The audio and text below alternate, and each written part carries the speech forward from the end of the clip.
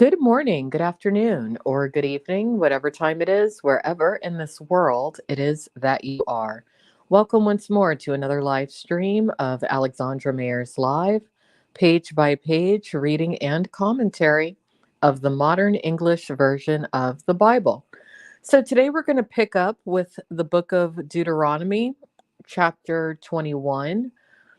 And I don't have too much to report personally today. I'm just in a really good mood, feeling good, feeling great, and just feeling particularly blessed when it comes to my life.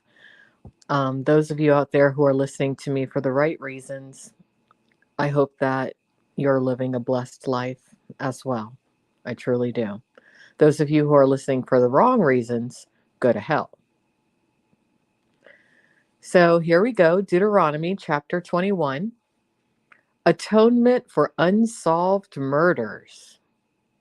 If someone is found slain in the land which the Lord your God is giving you to possess, lying in the field, and it is not known who has slain him, then your elders and your judges are to come forth, and they must measure how far it is to the cities which are around him who was slain. And it must be that the city which is closest to the slain man, that is, the elders of that city, shall take a heifer which has not been worked, that has never pulled a yoke. And the elders of that city must bring down the heifer to a valley with flowing water, which is neither plowed nor sown, and shall break the heifer's neck there in the valley. Then the priest, the sons of Levi, must come near, for the Lord your God has chosen them to minister to him and to bless in the name of the Lord. And by their word, every controversy and every assault will be settled. This is interesting. So the Lord basically tells the people how to establish jurisdiction of who needs to look into the unsolved murder and how they need to go about embarking on a certain ritual in regards to the murder. Very interesting. I'm going to have to block somebody in the chat because they don't know how to stay on topic, and they're being pretty disrespectful when it comes to the importance of staying on topic when I'm doing these readings. Anyways, let's continue. And all the elders of that city, which is nearest to the slain man, shall wash their hands over the heifer whose neck was broken in the valley. Then they must answer and say, our hands have not shed this blood, and our eyes have not seen it. Be merciful, O Lord, to your people, Israel, whom you have redeemed, and lay not innocent blood in the midst of your people, Israel. And the blood guilt will be forgiven them. In this way, you are to remove the guilt of innocent blood from among you when you do not know that which is right in the eyes of the Lord. Unsolved murders. Maybe this is fanciful thinking on my part, but you would think, considering how involved the Lord appeared to be at this time, there wouldn't be any unsolved murders. It seems like the Lord would see everything, right? Perhaps not.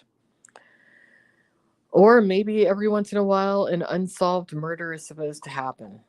Who knows? All right, so here's the next section. Marrying female captives. When you go forth to war against your enemies, and the Lord your God has delivered them into your hands, and you have taken them captive, and you see among the captives a beautiful woman, and have a desire for her, to have her as your wife, then you are to bring her home to your house, and she is to shave her head and trim her nails.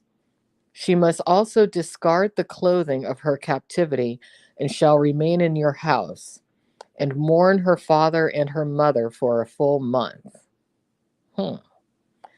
After that, you may have relations with her and be her husband, and she will be your wife. It will be, if you are not pleased with her, then you must let her go wherever she pleases. But you may not sell her at all for money, nor are you to make merchandise of her, because you have humbled her.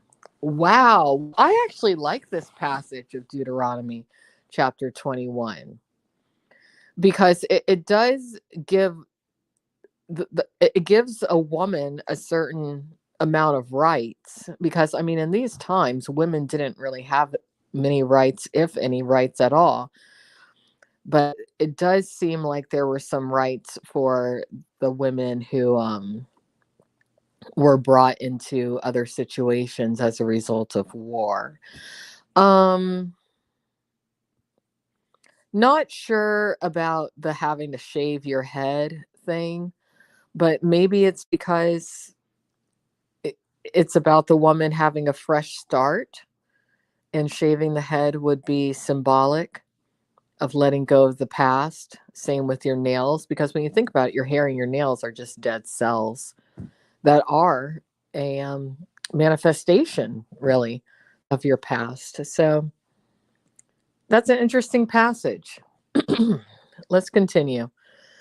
The right of the firstborn. If a man has two wives, one beloved and another unloved, and both have borne him children, both the loved one and the unloved one, and if the firstborn son is hers that is unloved, then it must be, when he gives his sons the inheritance which he has, that he may not make the firstborn son of the loved come before the son of the unloved, who was indeed the firstborn. On the contrary, he must acknowledge the son of the unloved for the firstborn by giving him a double portion of all that he has, for he is the beginning of his strength. The right of the firstborn is his. Interesting. Oh, now this passage should be a lot of fun. Dealing with a rebellious son. Hmm. There's a lot of rebellious sons out there, so let's pay attention, everyone. Dealing with a rebellious son. If a man has a stubborn and rebellious son who will not obey the voice of his father or the voice of his mother, and who, when they have disciplined him, will not listen to them, then his father and his mother are to lay hold of him and bring him out to the elders of his city, to the gate of his city. They shall say to the elders of his city, "This son of ours is stubborn and rebellious. He will not listen to us. He is a glutton and a drunkard." Then all the men of his city must stone him with stones until he dies. In this way, you are to remove the evil from among you, and all Israel shall hear and fear. Wow. Now that was pretty intense. Makes me think about quite a few of the males that I've covered within the IRL streaming world, linked to that IP2 affiliated community. Perhaps it's time to return to the old ways and draw these failure to launch poor excuses for guys out from their homes and stone them to death.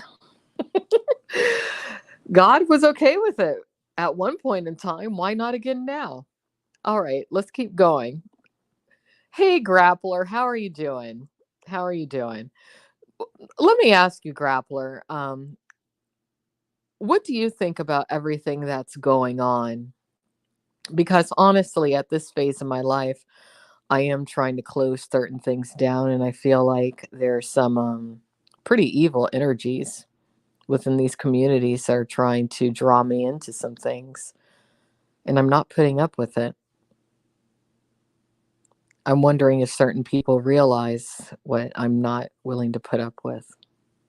Anyways, while I'm waiting for your answer, let me conclude Deuteronomy chapter 21. That's where we are today. Various laws. If a man has committed a sin worthy of death and is excited, and you hang him on a tree, then his body, or I'm sorry, executed. I don't know why I said it excited. Let me start over. If a man has committed a sin worthy of death and is executed, and you hang him on a tree, then his body must not remain all night on the tree, but you must bury him that day. For he that is hanged is accursed of God, so that your land may not be defiled, which the Lord your God is giving you for an inheritance. Okay, so you can't leave dead bodies just hanging all willy-nilly from trees. Good. I think that's a very good law to have. Um, yeah. And yeah, Grappler, it has gotten worse. Well, that's the end of Deuteronomy chapter 21. Thank you, everyone, for listening today. I'm glad I was able to at least get a little bit of Bible reading in today. But yeah, Grappler, it has gotten worse. And I'm just going to document everything that I can possibly document. But in regards to a particular person who I've made it known has been served via publication, that's not fake, that's real. So I know that you do have some people in common with some of the people that I have no desire to communicate with ever again directly. And you might want to let them know that it's not just real, but at this point, there's some very angry people who, unlike me, are not the kinds of people who refrain from physical violence. So I would just like to be left alone, truthfully. I really would. Anyways, everyone take care. Thank you for listening. Please don't mention that name in my chat at all, ever. But thanks for sharing your input, Grappler. I'm sorry I had to ban you from here, but I just can't let the negative energy of certain names anywhere near me. So take care, everyone. Have a great day. Bye.